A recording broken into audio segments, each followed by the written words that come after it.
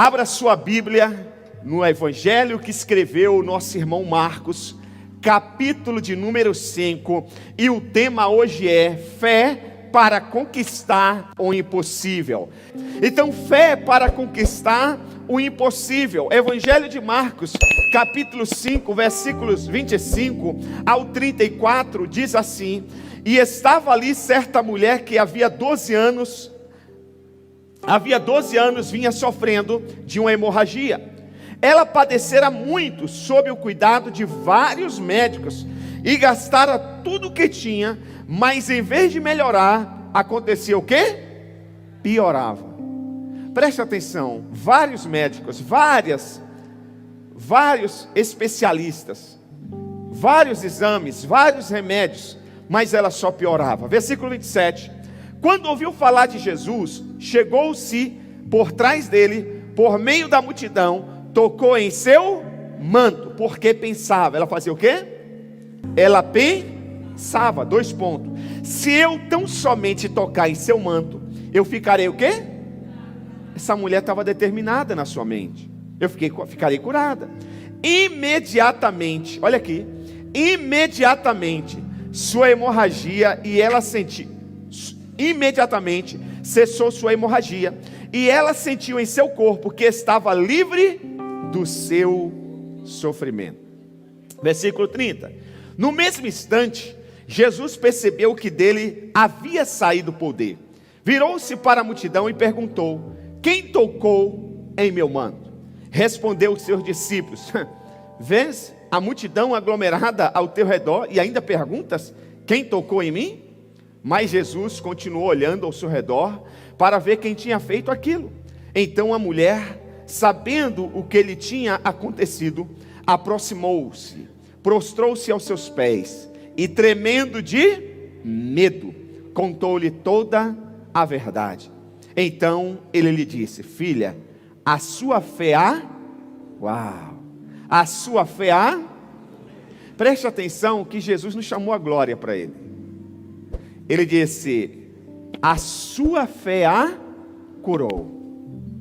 Outras pessoas têm a mesma oportunidade que você está tendo, mas só você me tocou com fé. E quando você me toca com fé, sai de mim o que? Virtude. Essa virtude gera o que? Milagres, cura, vida, prosperidade, salvação. E aí Jesus disse: vá em paz e fique livre do seu sofrimento. Feche os seus olhos, coloque a mão sobre o seu coração, peça para Deus falar com você, mas não só na sua mente, mas no seu coração. Pai, eu não quero aqui alcançar somente a emoção, o emocional dos meus irmãos, mas eu quero que a tua palavra penetre no coração de cada um, Senhor, e que faça morada, e que gere transformação, que gere cura, aleluia, em nome de Jesus, que gere salvação, que gere gratidão, Pai, em nome de Jesus. Pai, usa-me com poder e glória, em nome do Senhor Jesus. Eu repreendo todo principado e potestade que queira roubar o foco dos meus irmãos para a tua palavra, que ninguém fique se movimentando, que ninguém fique conversando, mas que todos recebam com alegria a tua palavra para viver um novo tempo e uma nova história, em nome do Senhor Jesus Cristo. Amém, amém e amém. Glória a Deus. Ter fé significa agir com base na razão, não apenas em emoções. Repita comigo: ter fé significa agir com base na razão, não apenas em emoções. Porque tem gente que quer um milagre, mas ele é muito emotivo, chora, promete, mas quando chega ali fora, faz tudo diferente. Isso é emoção. Isso são pessoas que são dirigidas pelas suas emoções. Fé não tem a ver com a emoção. A fé tem a ver com a razão. A fé é algo inteligente. Eu estava com um homem que ainda não entregou sua vida ao Senhor Jesus, mas está bem pertinho. Eu vou batizá-lo em nome de Jesus. Quem concorda comigo diz glória a Deus. Um homem inteligente, letrado, 2 ou 3 universidades, entendeu? Empresário, bem sucedido. E eu fiz um convite para ele, e ele me falou uma coisa. Ele disse: pastor, não posso. e sorriu. Aí ele disse assim, eu disse, por que você não pode? Aí ele disse, eu nem vou te falar para o senhor não sorrir de mim. Falei, não fale, não tem problema. E ele me falou numa crendice, assim, tão simplória, não é simples não, porque há uma diferença do simples e do simplório, mas tão simplória, que assim não tem cabimento uma pessoa com um pouco de inteligência acreditar naquele absurdo. E aí eu disse, você me desculpa, mas eu vou ter que rir. Eu falei, meu amigo, entre essa sua crendice e a Bíblia Sagrada, você vai ficar com a sua crendice? Não faz sentido. Ele falou, pastor, vamos marcar um almoço, eu quero entender melhor esse negócio. Aleluia. E nesse almoço, ele vai ser salvo para a glória de Deus, em nome de Jesus. Então ter fé significa agir com base na razão e não apenas nas emoções. A palavra de Deus nos ensina que agradar a Deus requer fé. A Bíblia diz que sem fé é impossível agradar a Deus. Então, para você agradar a Deus, você precisa ter fé. Quem está me entendendo diz amém. Você sabe que o fato de dizimar, de ofertar, de ajudar um necessitado, nem sempre tem a ver com fé. Jesus disse, uma reunião como essa, no momento de oferta, uma viúva veio e entregou algumas moedas, e ele disse, essa mulher deu a maior oferta da noite. Os discípulos falaram, como assim? Uma reunião que tem muitos empresários, muitos investidores, tem gente entregando grande soma de dinheiro. Sabe o que Jesus disse? Eles estão entregando do que lhes sobra. Isso não precisa de fé. Dá fé quando dá oferta, quando a conta está no azul, quando tudo está funcionando, é fácil. O difícil é entregar oferta quando a máquina de lavar está quebrada, está frio, e a mulher tem que lavar roupa todos os dias, na mão. Entendeu? Isso é fé. Fé é quando sobra, servir a Deus, vir à igreja, quando está empregado, quando lá em casa está tudo bem, isso é fácil. Então preste atenção, a palavra de Deus nos ensina que agradar a Deus requer fé. Sem fé é impossível agradar a Deus. E a palavra de Deus enfatiza que todas as nossas ações desprovidas de fé são desvio do seu propósito. A fé é o meio pelo qual estabelecemos uma conexão com o divino, uma arma eficaz que Ele nos confiou para empregarmos nos momentos em que precisamos conquistar milagres. Quem precisa de um milagre? Não. Quem precisa de um milagre? Amém. Então você precisa de fé. Amém? Porque se você não tiver a fé, você pode fazer qualquer coisa natural, mas a fé te leva ao sobrenatural. Jesus usou a metáfora do grão de mostarda para descrever a fé, destacando sua dimensão aparentemente pequena, mas com potencial de crescimento surpreendente.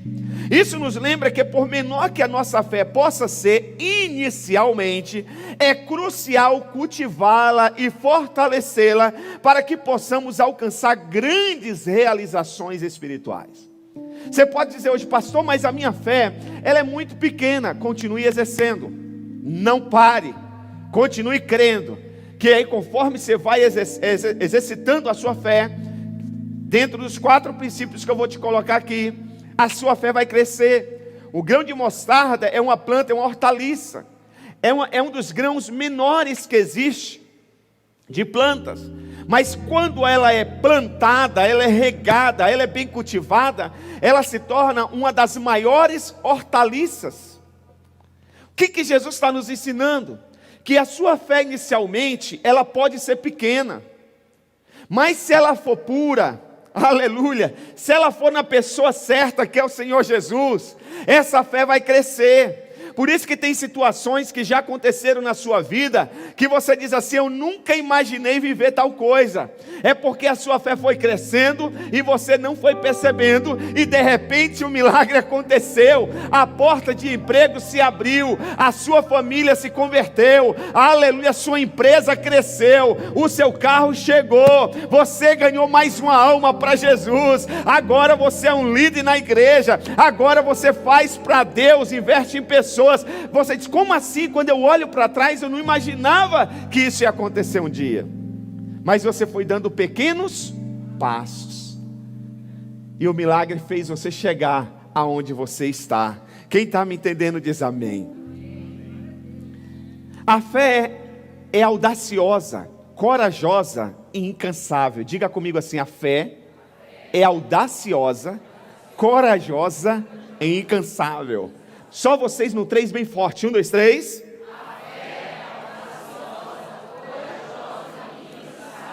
Parabéns, mas dá para sair mais forte. Outra vez, 1, 2, 3.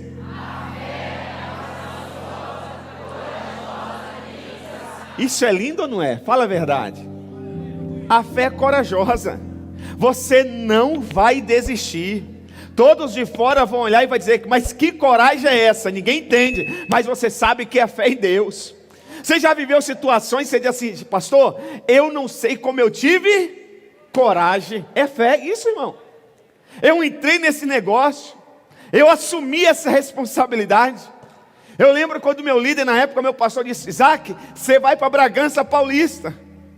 Os pastores que estavam atrás bateram no meu ombro e falaram, parabéns. E eu pensei no meu íntimo, parabéns, porque não é você que está na minha pele. Porque eu pensei, agora eu vou ter que ter mensagem para todo culto. Agora eu vou aconselhar pessoas de 50, na época eu tinha 36 anos. Vou aconselhar pai, avô, bisavô. Agora eu vou ter que fazer ofício fúnebre, apresentar criança. Agora eu vou ter que ser responsável pelo aluguel de uma igreja. Eu era pastor auxiliar, irmão. Ser pastor auxiliar é a melhor coisa que tem. Você está entendendo? Não se preocupa com o valor do aluguel. Não sabe o valor da conta de energia. Essa semana chegou a conta de energia. Aleluia, dá glória a Deus aí. R$4.128. Vou dar de presente para alguém aí, quem quer? Os auxiliares, glória a Deus, é pastor. Se eu compartilhar com eles, conte comigo, estou orando, aleluia. Mas se a Energisa chegar aqui e não pagar a conta, não adianta falar que está orando. Eu vou dizer, pastor, continua orando aí no escuro. Aleluia, entendeu? Aí eu disse, meu Deus, e agora eu vou ter que me preocupar com tudo isso. E aí, sabe aquela coisa de ir comendo pela beirada, o culto terminou, o povo foi embora, eu ia com os jovens no monte orar, aí eu falei para os jovens lá no hall, fica aqui, deixa eu falar com o pastor ali. Aí eu fui na sala dele, bati, abri a porta devagarinho, eu disse assim, para dar aquelas, né, disse, pastor, eu vou para Bragança, é o ano que vem. Era agosto. Ele disse, o quê? O ano que vem? Para ver se de repente ele estava brincando e falar, não, Isaac, foi brincadeira. Ele disse, não, agosto está começando, eu vou fazer uma viagem, quando eu voltar, eu já te envio para lá. Eu pensei, é sério. Aí depois ele disse assim, mas veja aí, se você e Andréia não quiser ir, não tem problema, eu mando outro. Mas eu me apoderei da fé, eu fiz uso da fé, eu falei, vamos lá, Deus é comigo. O Deus que me ajuda em um culto dos jovens aqui, o Deus que me dá graça para fazer eventos aqui, para liberar palavras aqui, é o mesmo Deus que vai me abençoar lá.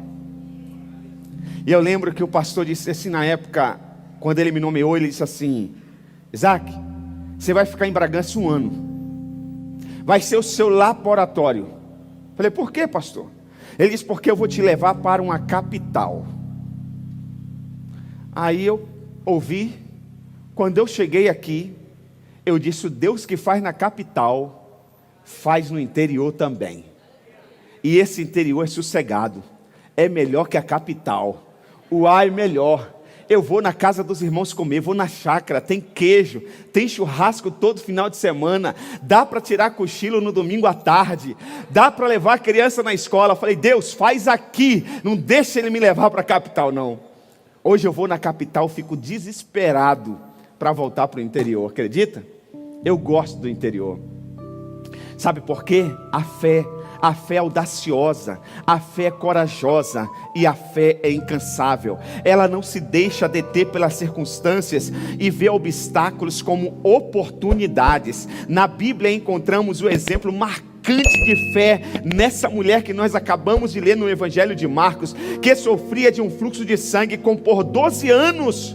Por 12 longos anos, o exemplo dela nos ensina a aplicar fé para alcançar milagres notáveis. 4 princípios. O uso da fé é orientado por 4 princípios cruciais. Primeiro, vamos lá? Anote, ouvir. Você quer ter uma fé extraordinária? Uma fé para alcançar o impossível? Uma fé para viver grandes milagres? Se você quer, diga glória a Deus. Então você tem que aprender a ouvir. A ouvir. A fé surge através da audição persistente da palavra de Deus. Assim, se negligenciarmos esse aspecto da nossa fé, permanecerá subdesenvolvida. É vital perceber que a fé opera em um reino espiritual. Preste atenção. A fé opera em um reino que? Espiritual, transcendendo a realidade natural. Sem um contato constante com a palavra de Deus, nossa fé fica em suspenso, fica limitada. No entanto, quando ouvimos essa palavra, ela incendeia dentro de nós uma certeza inabalável, uma convicção de que somos igualmente capazes de alcançar o que nos foi prometido. Romanos capítulo 10, versículo 17 diz: a fé vem por ouvir a mensagem, e a mensagem é ouvida mediante a palavra de Cristo. Você quer ter uma fé forte, uma fé inabalável? Uma fé que alcança o impossível? Ouça a palavra de Deus, leia a Bíblia. Leia a Bíblia, se exponha à palavra de Deus. Venha ao culto, vá à célula, tenha seus momentos de oração. Leia a Bíblia diariamente. Ah, pastor, eu não tenho tempo de ler. Ouça então no trânsito, ouça se você pode no horário do seu trabalho. Mas a fé vem por ouvir a mensagem, e essa é a mensagem ouvida mediante a palavra de Cristo. Ter fé significa agir com base na razão, não apenas em emoções. É uma convicção que temos depois de ouvir e crer que Deus também pode fazer nas nossas vidas. Enquanto escutava sobre os milagres realizados por Jesus, essa mulher experimentou a crescente convicção de que Deus tinha o poder de curá-la. A fé é a escolha de crer de que Deus é suficiente e que Ele é capaz de cumprir as suas promessas em nossas vidas. Quando você ouve os milagres, por isso que é legal os testemunhos. Você tem um testemunho para dar? Passa ali na central de células, quando você estiver chegando na central de informações, escreve o seu testemunho. Deus te curou, fala do seu testemunho. Sabe por quê? Quando você testemunha, você edifica a fé de outras pessoas que talvez estão passando pela mesma situação que você estava passando. Aí ela diz assim: poxa, se Deus curou a Andréa, Deus pode me curar. Se Deus livrou a Andréa da morte, Deus pode me livrar. Se Deus curou a Juliana, Deus pode me curar. Isso motiva a fé da pessoa e glorifica o nome de Deus. Você está entendendo? Então preste atenção. Essa mulher, ela foi ouvindo os milagres de Jesus. Quando ela soube que Jesus estava passando na região que ela morava, ela disse: meu Deus, se eu tão somente tocar, olha a fé dessa mulher, se eu tão somente tocar nas vestes dele, eu serei. Ele não precisa olhar para mim, ele não precisa tocar em mim. Se ele tocar, tudo bem. Ele não precisa falar nada na minha direção. Eu preciso, sou eu que preciso, porque ele já é a cura. Sou eu que preciso tocar na cura.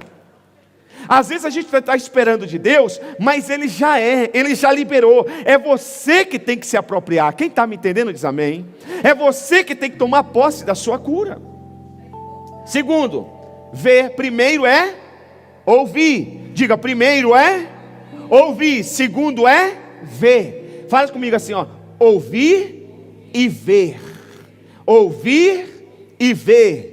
Doenças, dificuldades financeiras, problemas conjugais e crises frequentemente modam imagens de derrota, ruínas e fracassos em nossas mentes. Lembra que a Bíblia, Marcos faz questão de registrar que essa mulher pensou. Lembra que eu falei para você, faz assim. Ela pensou, o milagre dela, a cura dela começou aqui, na mente. Por isso que você tem que preservar a sua mente. Cuidado com o que você ouve, cuidado com o que você vê. Preserve a sua mente. Dependendo do que você ouve, pode gerar incredulidade. Dependendo do que você vê, isso pode trazer incredulidade. Então doenças, dificuldades financeiras, problemas conjugais e crises frequentemente modam imagens de derrota, ruínas e fracassos em nossa mente. No entanto, ao ouvirmos a palavra e decidirmos crer, novas imagens de milagre e triunfo começam a se formar em nossa consciência. A transformação das imagens mentais é crucial, pois sem essa mudança, a fé permanecerá ineficaz e a realização de nossos propósitos se tornará inatingível. Olha o que o apóstolo Paulo disse à igreja de Filipenses. Filipenses 3, versículo 13 ao 15 diz assim. Filipenses 3, 13 ao 15.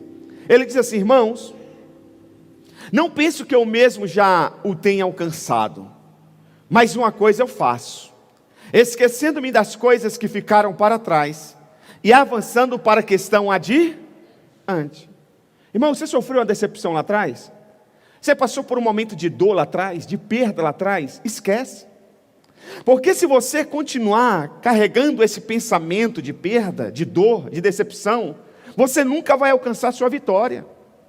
Você trabalhou numa grande empresa, foi bênção na sua vida, você prosperou muito, mas te mandaram embora, aconteceu alguma coisa, a empresa faliu, beleza, agradece a Deus pelos anos que você trabalhou lá.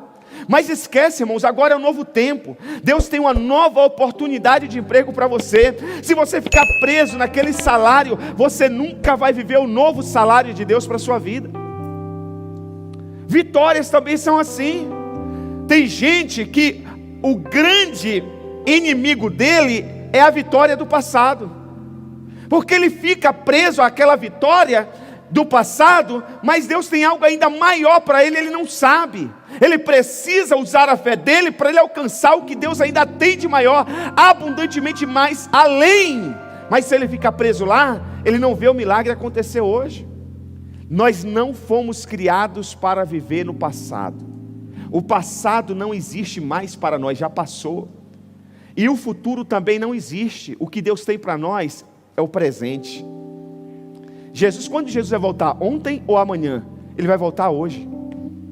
Por isso que nós precisamos estar preparados. Ei, você sabia que a igreja está esperando a volta do Senhor Jesus Cristo?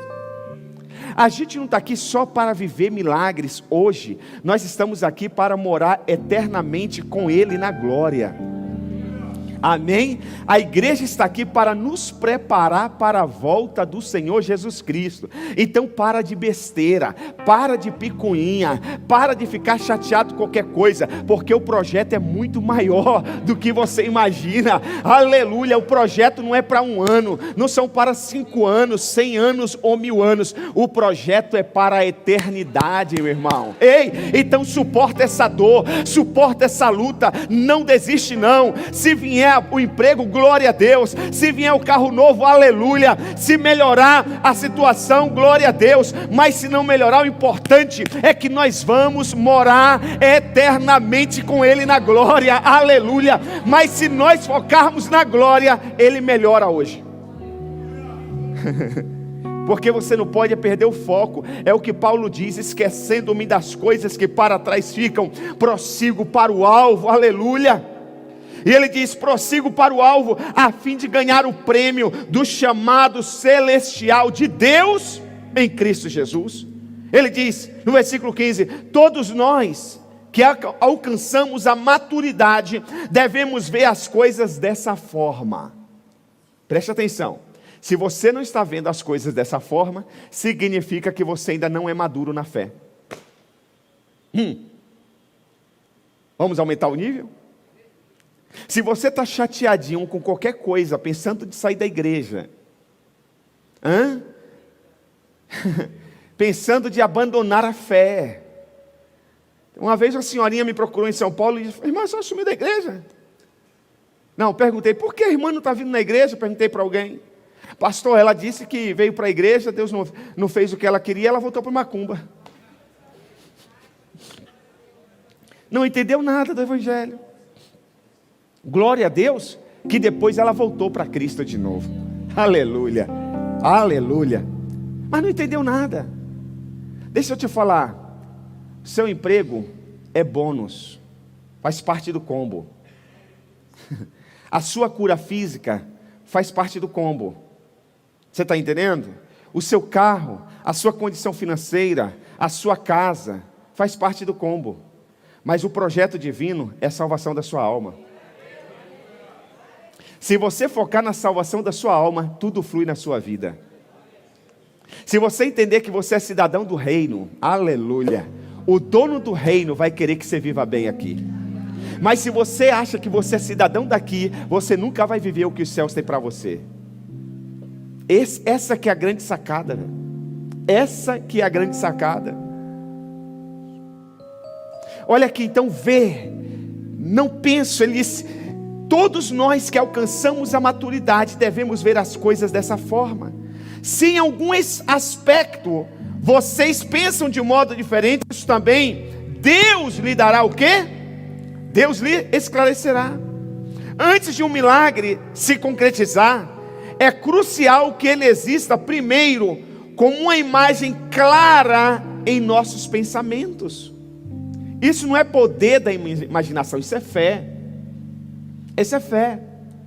Você sabe que a igreja lá em São Paulo, ela comportava sentado, acho que era 3 ou 4 mil pessoas. Era isso aqui 4 vezes mais, para o irmão ter ideia. Eram 8 metros, 8 mil metros quadrados. Quando ainda nem era membro dessa igreja, eu ia lá assistir os cultos de quarta-feira. Eu sentava lá atrás quando chegava atrasado. Aquele mundaréu de gente na frente. Um altar enorme, diante de Deus. Deus sabe que em Cristo eu falo a verdade e não minto. Eu me via em cima daquele altar. Eu não falava com ninguém, mas eu pensava, um dia eu vou pregar naquele altar. Irmãos, passaram anos, eu me casei, teve filhos, minha filha nasceu.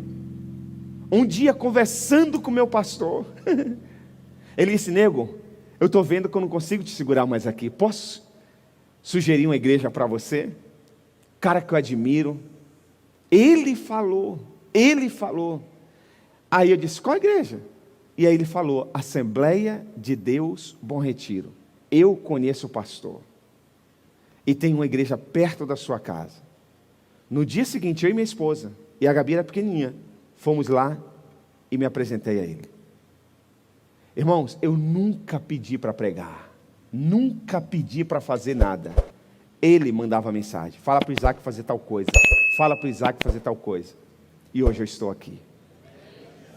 Tudo, tanto o seu milagre, a sua vitória, quanto o seu fracasso, começa na sua mente. Ocupe a sua mente com coisas boas, com pensamentos positivos, com milagres que você quer viver, e não com aquilo que você não quer viver.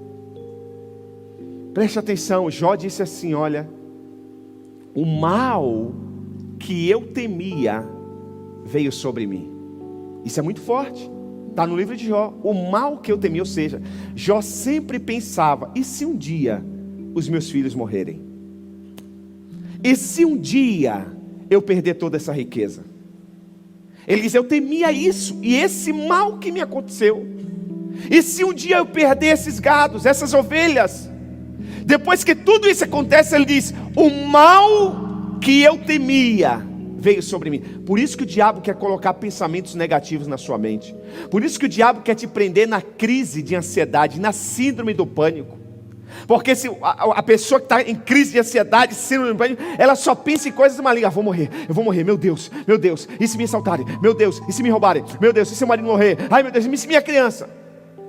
O diabo quer isso, porque quanto mais você focar nisso, mais possibilidade tem de isso acontecer na sua vida.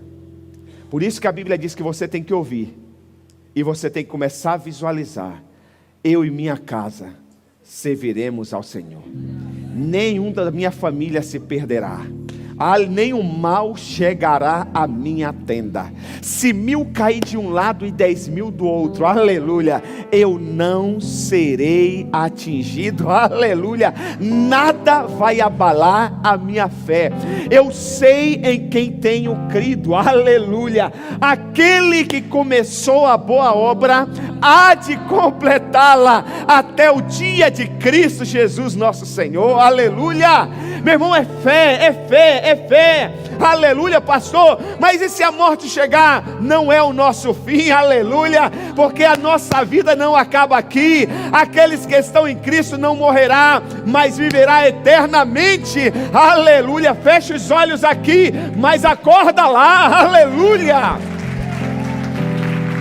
Nada pode deter um homem e uma mulher de fé, aleluia. Terceiro e penúltimo, verbalizar. Verbalizar. Declarar, declare o seu milagre. Profetize. Fale, não tenha medo. Tem gente que tem medo de falar o bairro que gostaria de morar, a casa que gostaria de ter. Não tenha medo, verbalize isso no mundo espiritual. Quanto gostaria de ganhar? Ah, pastor, mas isso é muito, não é para mim. É sim. A Bíblia diz que tudo é possível ao que crê. Tudo é possível ao que crê. Declare, verbalize. Uma vez eu ainda estava no seminário. Fique tranquilo que eu não vou demorar não. Até eu acho que 11h30 a gente termina. Tem uns crentes aí, glória a Deus. O diretor do seminário, Bispo Simvaldo, nos levou na casa dele para tomar um café. A esposa dele estava viajando. Aí ficou só os meninos lá do seminário. Tinha os internos, eu era o externo, mas ele me levou lá. Ficamos conversando, tomando café, aquela coisa de jovem, 19, 20 e poucos anos e tal, tudo molecote. E conversa vai, conversa vem. Entrou na seguinte conversa: o que você deseja ser quando terminar o seminário? Aí um falava, pastorear uma grande igreja. O outro, escrever um livro. O outro, dar aula no seminário. Falar grego, hebraico, não sei o quê. Aquela coisa de seminarista, que todo mundo sonhando. Aí chegou a minha vez. E aí, Isaac? Eu falei, rapaz, vocês ainda vão me ver em cadeia nacional de televisão. Amém. Aí tinha um chamado Rogério Barros. Gente boa demais, mas pensa no cara palhaço. Ele começou a rir, mas ria. Ele riu tanto que ele se jogou no chão, ele rolava, e não sei o quê, e todo mundo ficou parado, olhando para ele rindo, palhaço. Quando ele levantou e parou de rir, ele disse, eu vou te ver na cadeia do Carandiru. Coisa de garoto. Eu falei, tá bom, beleza. Irmãos, eles eram seminaristas internos, eu era externo, eu trabalhava secular. Um dia, vou resumir bem a história, eu caí numa gravadora. Um cara muito rico. O cara quis me contratar. Sabe quando o cara implora para te contratar? Te oferece o que não existe no mercado? Depois de muita insistência, eu aceitei. Quando eu aceitei, eu fiz uma proposta surreal. O cara aceitou tudo. Inacreditável. O cara disse, Isaac, eu queria anunciar a minha gravadora na televisão. Eu falei, sério? Sério? Ele falou, veja o programa tal da tarde. Acho que é daquele... Você lembra o nome do cara? Olha esses caras aí da tarde, programa da tarde, que as mulheres que não tem o que fazer ficam assistindo. Tem grande audiência. Aí, eu falei, tá bom, vou ver. Irmãos, não deu 2 semanas. Quem estava na frente das câmeras? O Isaac. O cara lá, o maluco lá, e não sei o que, e agora eu quero chamar aqui o meu amigo Isaac, que vai falar da gravadora, do produto tal, e não sei o que. Aí de repente eu apareço lá, e não sei o que. Quando eu saio do estúdio, de quem eu recebo a mensagem? Do Rogério Barros. Cara, você é demais. Falei, por quê? Eu nem lembrava mais. Cara, eu estou aqui assistindo a TV, então não é só mulher não, mas o cara também. E você apareceu na Rede TV, em rede nacional. Eu falei, amigão, não foi só no Brasil não, entrou na Parabólica também, entrou em outros países. Mas deixa eu te falar, quando eu falei que você vai me ver em rede nacional, não é vendendo esse produto não, é pregando a palavra de Deus. Ainda é só o começo, nego. Passaram os anos, fui trabalhar com o pastor Jabes. Um dia um pastor disse assim, lá de Mogi das Cruzes, cara, vai ter um evento no ginásio, você não poderia coordenar os diáconos para mim, que é um evento muito grande? Eu falei, beleza. Ele falou, o pastor Silas vai pregar. Aí eu estava assim, como está o irmão aqui, ó, ele ia passar por ali, para subir no altar, eu estava assim mesmo, de braço cruzado. Ele passou, bateu no meu ombro, final do culto, eu quero falar com você. Eu falei, tá bom. Aí terminou o culto, fui lá, me apresentei. Ele disse, meu filho, seguinte, estou na Band, no Brasil inteiro, e entra mais não sei quantos países. E assim, vender de madrugada é muito difícil. Eu queria um cara como você. Falei, tudo bem. Ele falou, quanto você cobra? Eu falei, não, pode ser de graça, pô. No mundo inteiro. Aí ele, não, eu quero te pagar. Veja quanto você cobra. Falou o seguinte, eu tenho uma mulher fazendo o cenário, e assim que terminar eu te ligo. Falei, beleza. Irmãos, deu 2 semanas, ele me ligou. Ele disse, a mulher terminou o cenário e morreu. Sério, a mulher terminou o cenário num dia e morreu no dia seguinte. Ele falou, a minha secretária vai te ligar, mandar passagem de avião e você vem gravar. Irmãos, coisa surreal. Eu cheguei em Congonhas, tinha um cara para me embarcar no avião. Eu cheguei em Guarulhos, em São Paulo, no Rio de Janeiro, para gravar. Quando eu saí no saguão do aeroporto, nunca tinha acontecido, eu me senti o cara. Tinha um cara com a placa, Isaac Gomes. Eu me apresentei, sou eu. E sabe quando você está viajando na maionese, você não sabe o que está acontecendo? Aí o cara, por favor, prazer, muito bom ter o senhor aqui para a nossa gravação, pode me seguir. Aí quando chegou assim na calçada, ia passando uma van, vidro todo escuro, ia parando, eu pensei que era van, pus a mão na maçaneta e disse, não, só acha que nós viríamos buscar o senhor de van? Só um minuto, por favor. Chamou o motorista, o cara chegou com um carrão preto, o cara abriu a porta, eu sentei atrás, no banco de trás, e estou indo lá, só olhando, não sabendo nada, acho que era pegadinha em televisão. Quando chegou na Barra da Tijuca, num complexo de televisão, alguém abriu a porta do carro, eu saí. Aí o cara disse, essa aqui é a fulana de tal, ela é a sua maquiadora, o senhor pode acompanhar ela, por favor? Aí a moça me levou para uma sala e disse, aqui, essa outra sala aqui, é a sala de descanso para o senhor pode comer as frutas aqui, fica à vontade, agora eu vou maquiar o senhor. Aí daqui a pouco chegou um senhor e disse assim, olha, tudo isso aqui é novo para a gente, nós nunca fizemos esse tipo de gravação, então eu fui contratado do Shoptime para dirigir o senhor na gravação. Esses caras estão de brincadeira comigo. Tá bom, tudo bem, ok, obrigado. Desci para a gravação. Quando eu desci, que eu vi o cenário, eu olhei assim, aí eu travei. Eu só sabia falar assim, mas tudo isso só eu que vou gravar aqui? Aí o cara, Aí eu andava, dava uma olhada, via as câmeras para tudo que é lado, falava, mas certeza? Aí o cara não aguentou, o cara disse, espera aí, o senhor não acha que o senhor é capaz? Aí caiu a ficha. Eu falei, não, tudo bem, vamos lá. O que eu tenho que falar? Aí me deram lá o script e o dia todo gravando. Irmãos, terminou a gravação, 6 horas da tarde. O carro estava na porta me esperando. Alguém me levou ao aeroporto. Quando eu cheguei em casa, o dinheiro estava na conta. Dá glória a Deus. Agora você imagina se eu tivesse travado e por causa do Rogério Barros, amém? Que falou brincando, eu travasse e não declarasse mais? Aí passou um tempo, pastor Jabes me chamou para dirigir, ser líder dos jovens, pastor dos jovens. Eu falei, tá bom. Aí ele falou, hoje à noite dou a posse para você. Terminou, ele disse, a partir de hoje, isso nunca aconteceu aqui. Os jovens vão ter um programa na rede de televisão, Rede Gospel de televisão. Terminou a reunião, eu falei, pastor, quem vai fazer o programa? Você, que é o pastor dos jovens. Falei, quando que começa? Grava amanhã, liga para fulano e já grava amanhã. Agora eu estava na rede nacional de televisão, fazendo só um programa evangélico. Toda sexta-feira, 11 horas da noite. Consegue entender isso? Então, verbalizar, ouvir, ver e verbalizar. Essa mulher afirmava que bastava tocar nas vestes de Jesus e a cura seria dela. Começou a declarar, a repetir para si mesma, que a cura era uma certeza. Deus não faz discriminação. Sua vontade é que todos os que ousam acreditar nele, alcancem um milagre.